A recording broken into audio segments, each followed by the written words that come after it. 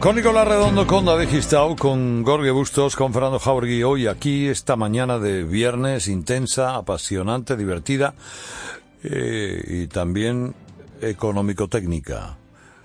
Hay algunas informaciones que dicen hoy, aseguran que habría sido la señora Merkel la que habría conseguido, o habría convencido a la Comisión para evitar una sanción al gobierno español por no haberse atenido a las cifras de déficit, o al menos a retrasarlo hasta después de las elecciones del 26J.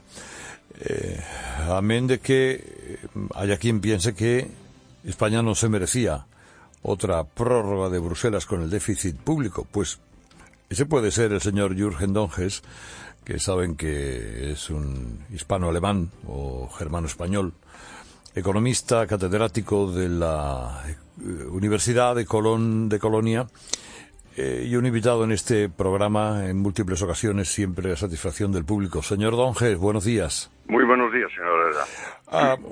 Usted, que es un ortodoxo del libro que abomina del despilfarro en el gasto público, ¿considera que el gobierno español ha incurrido en ese pecado o que merecía una prórroga de Bruselas con el déficit?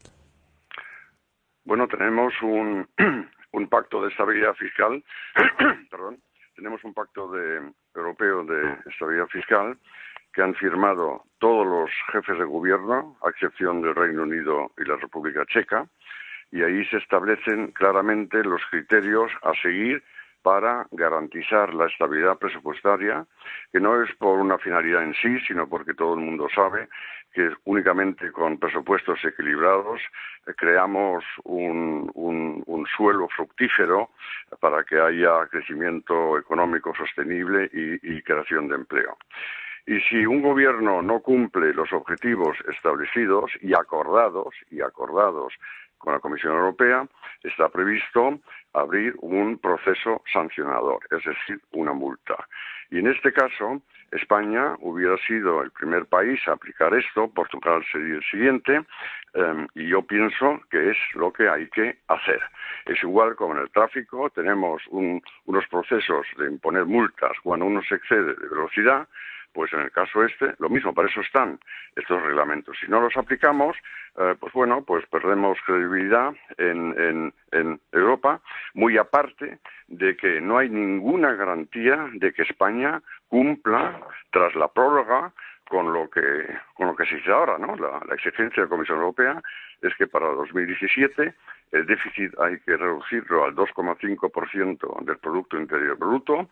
El gobierno en funciones había propuesto el 2,9%, pero ¿por qué me voy a creer yo eso, no? Sabiendo que, por lo menos hasta ahora, el gobierno central no ha sabido imponer la disciplina presupuestaria en varias comunidades autónomas díscolas, empezando con la de Cataluña y la de Valencia, y sabiendo también que la Seguridad Social española tiene un déficit de carácter estructural enorme, casi el 2% del Producto Interior Bruto, eso es como una bomba de relojería por los temas del cambio demográfico, y sabiendo todo esto, yo le digo que España no va a aprovechar la prórroga para reducir ese déficit. Y entonces tendremos dentro de un año o algo así una discusión sobre si tenemos un nuevo país riesgo en la zona euro. En cualquier caso, esta decisión no sale gratis porque la Comisión ha exigido 8.000 millones de euros en ajustes en 2 años. ¿Usted ve factible con el escenario político actual esa reducción? Pues ahí está el problema, ¿no? Si tenemos si ustedes consiguen tener un gobierno, hay que decirlo de esta forma, que obviamente es difícil en España porque no hay cultura de crear coaliciones sostenibles, pues para mí lo más probable es que esto no se va a ejecutar, sino se van a dar explicaciones políticas, como siempre se hace en estos casos, de que tenemos que entrar en rodaje y que todavía no podemos hacerlo, o porque hay circunstancias especiales, o porque la economía global ha empeorado, o porque yo qué sé qué, o el precio del petróleo vuelve a subir. Es decir, que una cosa es apuntar estas cifras sobre papel y decir qué es lo que hay que hacer, que me parece muy bien, y otra cosa es que luego se ejecute. Yo me temo que no se va a ejecutar. Sin embargo, argumenta el gobierno que en los 4 años al frente de la Administración ha conseguido una rebaja del déficit en términos de 11 a términos de 5 y algo. Que esa lucha ha sido, en fin, a cara de perro. Eso sí que se lo reconoce la Comisión. Y eso lo reconozco yo también. Yo creo, y digo, y lo he publicado y lo he analizado, de que en materia de ajuste fiscal, sabiendo de dónde partía este gobierno en el año 2011, lo que se ha hecho en España es verdaderamente ejemplar. No se han conseguido siempre los objetivos establecidos, pero es que la tarea era muy ardua para hacerlo, ¿no? Y eso yo creo que es bueno, y es bueno. Y yo lo único que digo, sería estupendo que se siguiera por esta senda. Pero claro, esto no casa con declaraciones que hace este gobierno en funciones en los últimos días.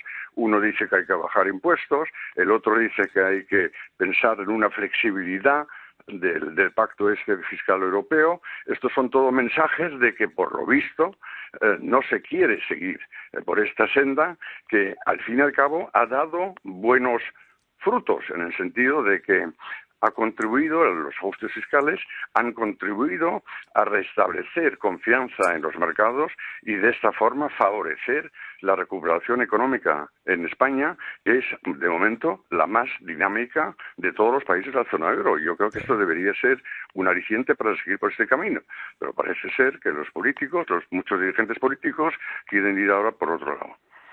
La deuda en España ha superado el 100% del PIB. En fin, se nos ha ido la mano.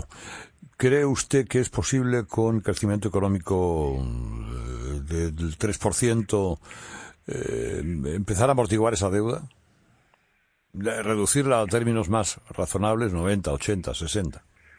No solo dependerá del crecimiento económico, que también es importante porque a través del crecimiento económico se genera recaudación tributaria y eso, claro, ayuda a reducir el déficit, y al reducir el déficit, mientras que haya déficit, la deuda seguirá subiendo, pero puede empezar a cambiar esta trayectoria. El problema es que el déficit público español, y con eso también todo el nivel de la deuda pública española, contiene unos elementos estructurales muy fuertes. Uno de ellos es la seguridad social, como dije antes, pero hay algunos más, y esto no se elimina con crecimiento económico. Esa es la razón por la que son tan importantes reformas estructurales en diversos sectores, para eliminar esta componente estructural y para que ya solo se refleje en los presupuestos la evolución coyuntural, ¿no? Y por consiguiente no es suficiente apostar por una reducción de la deuda soberana vía crecimiento, sino hay que tomar constancia que una deuda soberana del 100% del PIB no es sostenible, y por lo tanto hay que ir a las raíces de los problemas estructurales que están escondidos en los presupuestos. Dígame, señor Donges, algo crítico de la austeridad. ¿Comparte usted, que ya sé que no, pero bueno, se lo pregunto, el término austericidio? No, yo no comparto ese término. Perdone. Yo no comparto ese término, y menos si está relacionado con el Estado. El Estado no ha hecho tanto austericidio como dicen aquí en España. Véase el déficit público y véase cómo ha crecido la deuda soberana, ¿no? Si hubieran hecho austericidio de verdad, es decir, si los gastos estatales, incluyendo seguridad social, hubieran aumentado menos que los ingresos durante los últimos 5 años, entonces hubiera podido hablar sobre esto. Pero eso no ha ocurrido. Los que realmente han hecho austericidio han sido los ciudadanos, la población. Esa sí, esa ha sufrido mucho, se ha ajustado, las empresas también, aquí se han hecho cosas importantes, pero yo soy crítico de este término más que nada porque da la sensación que hubiera podido haber una alternativa a no hacerlo. Es como si uno dice a una persona, se la mete en la UBI y se le opera y lo pasa luego mal en la reconvalescencia, que uno diga, hombre, hubiéramos podido haber evitado evitado entrarle a este señor en la UBI y entonces luego no hubiera tenido estas dolencias y no lo hubiera pasado mal en el periodo de convalecencia, pero claro, la alternativa a lo mejor hubiera sido que este señor se hubiera muerto, ¿no? Por lo tanto, hay que simplemente recordar de dónde venía España. España estaba en una profunda crisis producida por España, más que nada, por todo lo que había pasado antes en la legislatura anterior, y por tanto no había otra forma que ponerse a trabajar y resolucionar esto, y esto tiene siempre efectos colaterales indeseados, pero eso es inevitable. Un alto cargo del gobierno, un alto cargo económico, el más alto cargo económico probablemente de la anterior legislatura, me confesaba hace pocos días que ellos pusieron en marcha el keynesianismo, es decir, ellos crearon gasto enmascarado en inversión, pero que él se ha dado cuenta de que eso ya solo funciona en sociedades muy cerradas de principios del siglo anterior, que ahora mismo en un mundo globalizado no tenía sentido. ¿Usted comparte esa reflexión? Absolutamente. Y mire, le voy a poner un ejemplo del que se habla mucho, ¿no? Cuando se dice, bueno, tenemos que aumentar el gasto público porque vía multiplicadores, como se llama esto en la jerga económica, esto va a dar muchos impulsos a la actividad económica. Y eso funcionaría en una, como usted bien dice, en una economía cerrada, ¿no? Porque entonces no hay otro remedio que utilizar todos los recursos en las actividades nacionales, ¿no?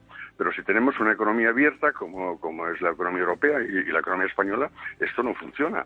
Usted le puede dar muchas ayudas, por ejemplo, a los hogares españoles para que compren más y con eso den un apoyo a la recuperación económica, pero no les puede obligar a que compren productos nacionales. Si no pueden comprar, yo qué sé, coches alemanes o juguetes chinos o cualquier otra cosa, es decir, impulsaríamos la actividad en otros países, pero no en España, ¿no? Y por lo tanto, los multiplicadores fiscales son muy, muy pobres en economías abiertas.